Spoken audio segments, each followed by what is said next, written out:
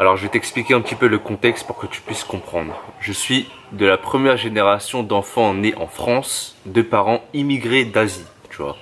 J'ai des origines chinoises et laotiennes, mais dans les deux langues, je suis tout pourri, tu vois. Je suis ce qu'on appelle une banane, c'est-à-dire que je suis jaune à l'extérieur, blanc à l'intérieur. Je connais pas grand-chose du pays de mes origines, du Laos, de la Chine ou de l'Asie en général, je connais pas grand-chose. En plus de ça, je suis nul dans ces deux langues. Donc je suis une banane. Au States ou en Australie, on appellerait ça un ABC, American Born Chinese, or Australian Born Chinese. Oui, j'ai un bon accent. Donc voilà, je suis une banane. Donc mon plan, qu'est-ce que c'était? Bah, j'ai pris des cours pendant 9 mois à l'INALCO. L'INALCO, c'est une université qui est sur Paris, qui enseigne plus de 90 langues, dont le laotien. Donc j'ai appris pendant 9 mois le laotien, j'ai appris à écrire, à lire et un petit peu à parler. Donc mon plan, qu'est-ce que c'était? C'était de partir plusieurs mois au Laos pour m'améliorer. Donc là, ça fait 2 mois que je suis au Laos, je vais rester 2 mois et demi en tout. Au début, quand je me suis dit que j'allais aller au Laos, je me suis dit que pendant 3 mois, je vais revenir, je serai grave balèze en laotien. Tu vois, pendant 3 mois, je vais être chaud. Mais après 2 mois, et quand tu verras cette vidéo, en fait, ça fera 2 mois et demi que j'aurai été au Laos et je serai parti. Donc, au moment où je tourne cette vidéo, on est le 23 août, je crois. Tu verras cette vidéo en septembre. Quand tu verras cette vidéo, je serai déjà au Vietnam. Bref, je vais passer 2 mois et demi au Laos et je suis toujours autant pourri. Je me suis dit que j'allais m'améliorer de fou. J'allais revenir, je pourrais au moins converser en laotien. Mais je me rends compte que je suis toujours une grosse merde.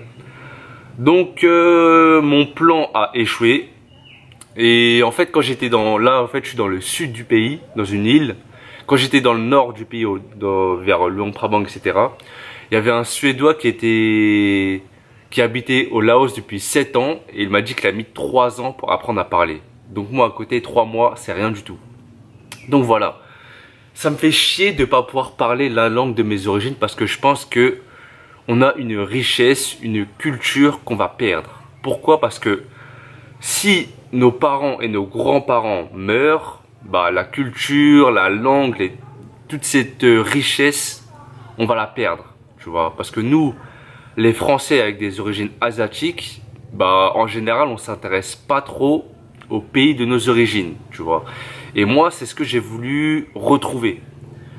D'abord pour commencer en parlant la langue, tu vois, même si là ça a été un échec. Je me suis un petit peu amélioré forcément, tu vois, pendant 2 mois et demi, 3 mois. J'ai parlé quasiment tous les jours. Je me suis amélioré comparé au début, mais je suis toujours une grosse merde. Donc voilà. En général, nous, quand je dis nous, c'est les Français avec des origines asiatiques, africaines, etc. On s'en fout du pays de nos origines, tu vois. Tout ce qu'on veut, bah, c'est une vie normale. Tu veux ton taf, tu veux ton salaire, tu veux ta famille, tu veux tous ces trucs, etc. Tu vois, mais tes origines, tu t'en bats les couilles. Moi, je me dis que c'est dommage de pas s'y intéresser parce qu'il y a vraiment beaucoup de choses à apprendre de tout ça, tu vois. Et donc, pour en revenir à moi, bah, je me dis que j'ai toujours voulu parler la langue de mes origines, qui est le chinois plus mandarin. Et cantonais, je me suis dit, tu vois. Et aussi le laotien. Donc, là, mon plan, ça a été de partir, comme je l'ai dit. Mais ça a été un échec, je suis toujours aussi pourri. Et je me dis que... bah, c'est dommage, tu vois. C'est dommage que nous, les enfants d'immigrés asiatiques, on s'intéresse pas autant, ou on s'intéresse pas du tout à la culture asiatique, tu vois. Et plus particulièrement à nos origines. Tu vois, que tu peux être cambodgien, vietnamien, chinois, philippin, je sais pas quoi, tu vois. En général, on s'y intéresse pas, voire pas du tout. Peu, voire pas du tout, plutôt.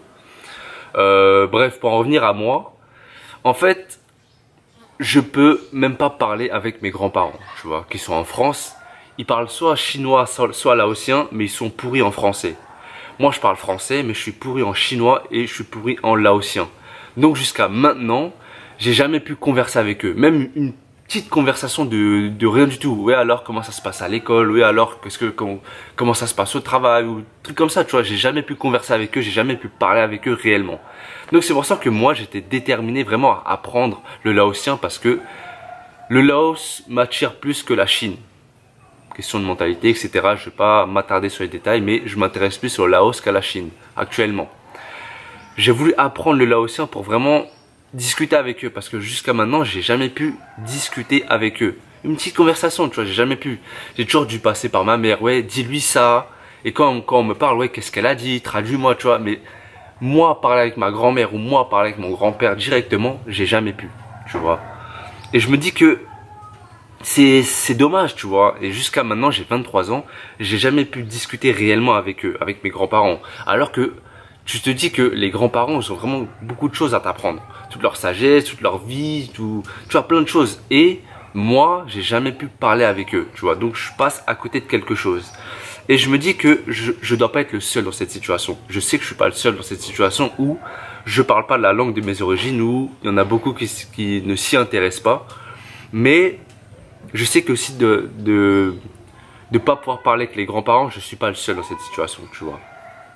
Et bref, là, tout de suite, au moment où je fais cette vidéo, je suis dans le sud du Laos, dans une île. Il y a 1000 habitants, personne parle anglais. Ça fait que je dois parler que en laotien, mais mon laotien est tout pourri. Tu vois, je bricole par-ci par-là, mais la plupart du temps, je comprends rien à ce qu'on me dit. Et j'arrive pas à retranscrire, ouais, à dire ce que je veux vraiment dire, tu vois. J'y arrive pas. Et je me dis que c'est dommage parce que j'aurais tellement de choses à leur dire, j'aurais tellement de choses à partager, ils auraient tellement de choses à m'apprendre, etc. Et voilà. Donc le truc c'est que en France, je me sens asiatique, mais quand je suis là au Laos tout de suite, je me sens français. Et le truc c'est que je connais pas grand chose de la France, je connais pas grand chose du Laos. Tu vois, ça fait n'importe où je suis, il y a des points d'interrogation, tu vois.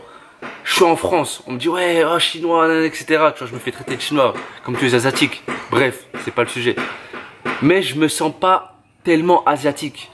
Je suis en Asie, on me dit ah, t'es un français, etc. Parce que là où je suis dans une île, je suis le premier français qu'ils voient. Même si tu vois que je suis un asiatique, tu vois. Pour toi, je suis un chinois, etc. comme tout le monde. Pour eux, je suis un français. J'en mange du falang. Falang, ça veut dire français en laotien, tu vois. Et j'en mange tellement tous les jours. Tous les jours, toute la journée, j'entends falang. Je sais qu'on parle de moi, mais je comprends rien du tout à ce qu'on me dit, tu vois. Et j'en mange falang. Et pour eux, je suis un Français. Mais le truc, c'est que je connais rien de la France, tu vois. J'ai le cul entre deux chaises, mais dans les deux chaises, j'ai le cul entre deux chaises, mais je suis susceptible de tomber entre les deux, tu vois. Et le truc, c'est que je connais ni cette chaise-là qui est la France, ni cette chaise-là qui est du Laos, de la Chine, de l'Asie, tu vois. Je suis une grosse merde. Et je me dis que c'est dommage, tu vois, de pas pouvoir parler la langue de ses origines. Là, je parlais que de l'Asie. Mais si t'es un Marocain, si t'es un Algérien, un Tunisien, si tu parles pas arabe, tu passes à côté de quelque chose. Si t'es un Congolais, tu parles pas le Lingala, tu passes à côté de quelque chose. Si t'es un Sénégalais, tu parles pas le Wolof, tu passes à côté de quelque chose, tu vois. Bon, là, j'ai sorti ces langues-là parce que c'est des langues que j'entends un petit peu à droite à gauche, que je connais, tu vois. Bref, si tu parles pas la langue de tes origines, tu connais pas grand chose de tes origines, tu passes vraiment à côté d'une culture, d'une richesse, d'une autre manière de penser, etc. Tu vois. Et je trouve ça dommage. Tu vois, je trouve ça dommage de ne pas s'y intéresser, de ne rien connaître, d'être juste un blanc, un tableau blanc quand tu vas dans le pays de tes origines. Et quand tu es en France, on te dit ah, tu connais ça de ton pays. Et toi, tu es là. Bah non, je connais pas. Tu vois, quand on me dit ouais, tu sais parler chinois? Non. Tu sais parler laotien? Non. Je me sens comme une merde, tu vois. Là, tout de suite, j'ai appris un petit peu plus le laotien. Mais je suis toujours une grosse merde.